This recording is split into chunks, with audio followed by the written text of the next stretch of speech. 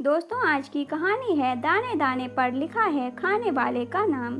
दोस्तों, यदि आप मोटिवेशनल और इमोशनल कहानियाँ सुनना पसंद करते हैं तो उसका मेरा अलग से चैनल बना हुआ है। उसका लिंक आपको डिस्क्रिप्शन बॉक्स में मिल जाएगा, वहाँ से आप उस चैनल को सब्सक्राइब कर लीजिएगा। तो चलिए कहानी को सुनते हैं। यह बहुत पुराने समय की बात है। एक गांव में एक सेठ जी रहते थे। वह श्री कृष्ण जी के परम भक्त थे। सेठ जी निरंतर श्री कृष्ण जी का जाप करते रहते थे, भगवान को सदैव अपने हृदय में बसाए रखते थे। प्रतिदिन सेठ जी गांव के श्री कृष्ण जी के मंदिर में जाते थे।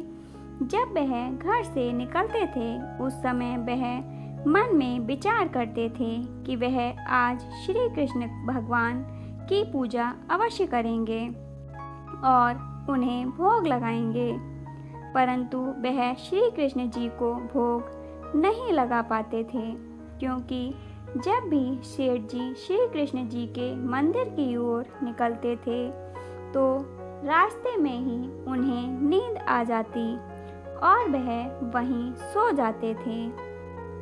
जैसे ही वह सो जाते तब उनके साथ लाए हुए सारे पकवान चोरी हो जाते थे। नींद से उठने के बाद जब सेठ जी को पता चलता कि उनके सारे पकवान चोरी हो गए हैं तब उन्हें बहुत दुख होता था और वह भगवान श्री कृष्ण जी से शिकायत करते हुए कहते थे, हे राधे श्याम, प्रतिदिन मेरे साथ ऐसा क्यों होता है? मैं एक दिन भी आपको भोग क्यों नहीं लगा पाता? सेठ जी की बात सुनकर श्री कृष्ण जी ने कहा, हे वत्स, दाने दाने पर लिखा होता है खाने वाले का नाम। प्रतिदिन तुम मेरे लिए जो पकवान लेकर आते हो उन पर मेरा नाम नहीं लिखा होता, इसलिए वह भोग मुझ तक नहीं पहुंचता। श्री कृष्ण जी की बात सुनकर सेठ जी ने कहा, प्रभु, कल तो मैं आपको अवश्य भोग लगाकर ही रहूंगा। दूसरे दिन सेठ जी सुबह नहा धोकर तैयार हो गए और अपनी पत्नी से 4 डिब्बे भरकर बढ़िया स्वादिष्ट पकवान बनाने के लिए कहा। पत्नी ने पकवान बनाकर डब्बे भरकर सेठ जी को दे दिए। सेठ जी उसे लेकर मंदिर के लिए निकल पड़े। चलते हुए सेठ जी ने निश्चय किया कि आज सोना नहीं है और मैं कान्हा जी को अवश्य भोग लगाऊंगा। उन्हें मंदिर जाते समय मार्ग में एक भूखा बच्चा दिखाई दिया। सेठ जी को देखकर वह उनके पास आया और खाने के लिए मांगने लगा। उस बच्चे की आयु लगभग 5-6 वर्ष थी। वह बच्चा तो जैसे हड्डियों का ढांचा था। सेठ जी को उस भूखे बच्चे पर दया आ गई और उन्होंने उस बच्चे को एक लड्डू दे दिया। उस बच्चे को लड्डू देते ही बहुत से बच्चों की भीड़ लग गई। तब सभी बच्चे भूखे दिखाई दिए।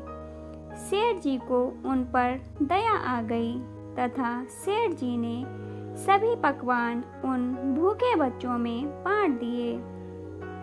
तत्पश्चात उन्हें स्मरण हुआ कि आज तो कान्हा जी को अवश्य ही भोग लगाना था, परंतु मंदिर पहुंचने से पहले ही सारे पकवान समाप्त हो चुके थे।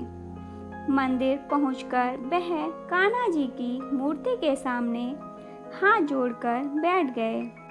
सेठ जी को ऐसे बैठे देख कान्हा जी उनके सामने प्रकट हो गए और सेठ जी को चिढ़ाते हुए कहा, लाओ, मेरा भोग शीघ्रता से दे दो, मुझे बहुत भूख लगी है, मुझे पकवान खिलाओ। सेठ जी ने पूरा घटनाक्रम कान्हा जी को बता दिया। कान्हा जी ने मुस्कुराते हुए कहा, मैंने तुमसे कहा था ना, दाने दाने पर लिखा है खाने वाले का नाम। उन पकवानों पर जिनका नाम लिखा हुआ था उन्होंने वह पकवान खा लिए। तुम व्यर्थ की चिंता क्यों करते हो? सेठ जी ने कहा, हे प्रभु, मैंने बड़े अहंकार से कहा था, आज आपको भोग लगा कर ही रहूँगा, परंतु मुझसे उन बच्चों की भूख नहीं देखी गई और मैं सब भूल गया। कान्हा जी पुनः मुस्कुराए और वह सेठ जी को उन बच्चों के पास ले गए जहाँ सेठ ने उन्हें खाना खिलाया था और सेठ जी से बोले, जरा देखो कुछ नज़र आ रहा है क्या। उस दृश्य को देखते ही सेठ जी की आंखों से अश्रु बहने लगे। सेठ जी को दिखाई दिया कि स्वयं कान्हा जी उन भूखे बच्चों के बीच में खाना खाने के लिए लड़ते हुए दिखाई दिए। कान्हा जी ने सेठ जी से कहा, तुम उन बच्चों में मुझे देख रहे हो, मैं ही वो पहला बच्चा हूँ जिसकी भूख तुमने मिटाई है। मैं हर जीव में हूँ, कण कण में भी मैं ही हूँ। कान्हा जी की यह बात सुनकर सेठ जी का भ्रम दूर हो गया और वह भगवान के चरणों में गिर पड़े और कृतज्ञता व्यक्त की। दोस्तों, यह थी आज की कहानी। दोस्तों, आपको कहानी कैसी लगी कमेंट बॉक्स में ज़रूर बताइएगा। यदि कहानी अच्छी लगी हो तो लाइक और शेयर ज़रूर कीजिएगा और ऐसी ही अन्य कहानियों को सुनने के लिए चैनल को सब्सक्राइब कर लीजिएगा।